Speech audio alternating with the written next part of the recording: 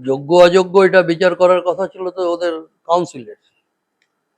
Supreme court বেশ কয়েকবার ওদের সুযোগ দিয়েছে যে আপনারা এই সমস্যা সমাধানের জন্য যোগ্য এবং যারা ভুল পথে যাদের ঢোকানো হয়েছে তাদের তালিকা করে দিন। কারণ সুপ্রিম কোর্ট কখনো চায়নি যে যোগ্যতা অর্জন করে যারা পাশ করেছে তাদের শিক্ষকতা চলে যাক, সেটা তারা চায়নি।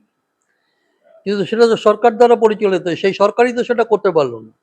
তার জন্য মুখ্য দায়ী তো মুখ্যমন্ত্রী। মন্ত্রিসভাটা চলে তো মুখ্যমন্ত্রীর নেতৃত্বে, এবং গোটা রাজ্যটাও চলছে মুখ্যমন্ত্রীর নেতৃত্বে। একটা ইউরিনাল করলেও কোনো এমপি যদি করেন, লিখে দেন মাননীয় মুখ্যমন্ত্রীর অনুপ্রেরণায়।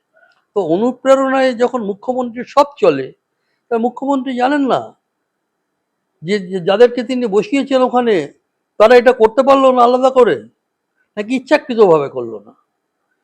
করতে পারলো না, না ইচ্ছাকৃতভাবে করলো না? যাদের পয়সা দিয়েছিল, যাদের টাকা নিয়েছিল, ওই তৃণমূলের নেতাগুলোর বাড়িঘরদের চলতো।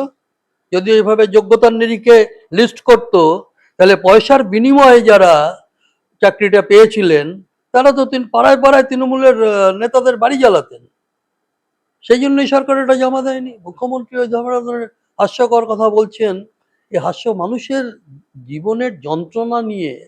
আর আজকের দিনে দাঁড়িয়ে একজন চাকরি করছে, তার চাকরি চলে যাওয়ার যে যন্ত্রণা, সেটা নিয়ে এই ধরনের কথা বলা, আপনি যোগ্য, আপনি অযোগ্য কিনা, এইসব যে জিজ্ঞেস করা, কি উনি ছেলে মানুষই পেয়েছেন?